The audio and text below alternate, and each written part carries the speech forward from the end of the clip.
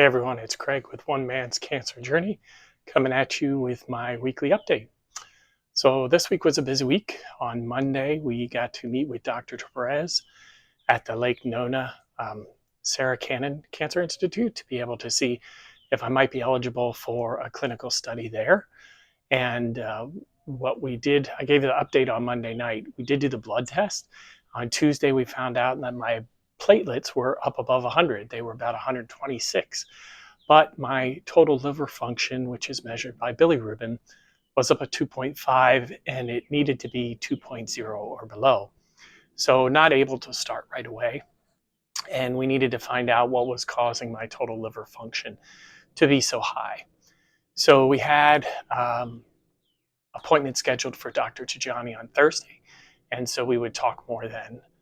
On Wednesday, I celebrated a birthday, another trip around the sun, and had a good time with family and just enjoyed being able to celebrate another milestone. Then Thursday, we did meet with Dr. Tajani in the morning and determined that we needed to see if what was causing my bilirubin to be high was either a blockage in a bile duct or if it was from the cancer getting more aggressive.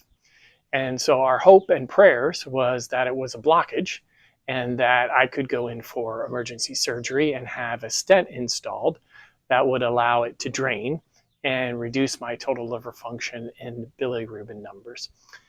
So we got scheduled for blood work again. Now my platelets were up to 156, which was great. And we had to wait for some different testing, direct bilirubin. We wanted that to be high. Total bilirubin was 2.1.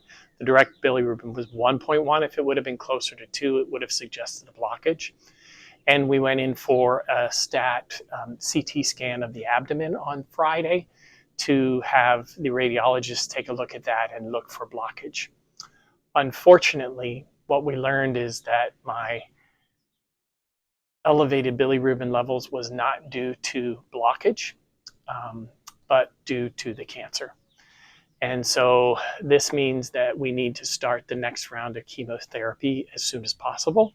So Dr. Tajani has put in the order to try to get me approved by the insurance company to be able to start the next round of chemotherapy next week. It's been about a month since I've had chemo, and so we want to get back in there and aggressively get after the cancer in my liver.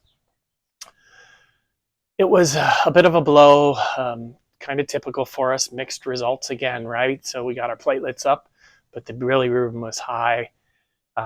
We were really hoping that it was blockage and that surgery could have occurred on Monday and really taken us to where we needed to go to get the bilirubin down and get into the clinical study. So with this change, I am no longer eligible for the Merck clinical study that Dr. Tajani has. I do believe that the clinical study with Dr. Perez is still a potential option, but we've got to start the chemotherapy first and try to get this cancer kind of controlled or at least stabilized, and then see if we can keep our platelet counts up and our bilirubin down to be able to maybe stop the chemo, move into the clinical study, and then see how that works, and then resume the chemo if we need to after that.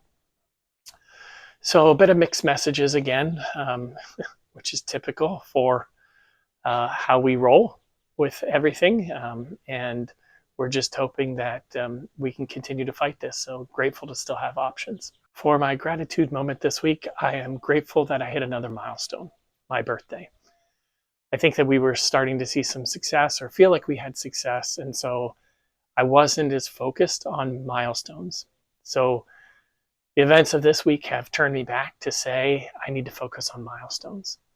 And so for me, having a birthday this week was a milestone that I was grateful for. And I have another milestone that we're setting, and that's Mariana's graduation in August from her Santa Fe Zoo teaching college. And so that will be our next milestone that we'll be working towards. And just a reminder that I want to set milestones and hold myself accountable to trying to achieve those milestones. And so I'm grateful for the opportunity to be reminded that these milestones can help fuel us and give us the energy that we need to continue on. My name's Craig. I'm with One Man's Cancer Journey, and I wish for you a blessed week.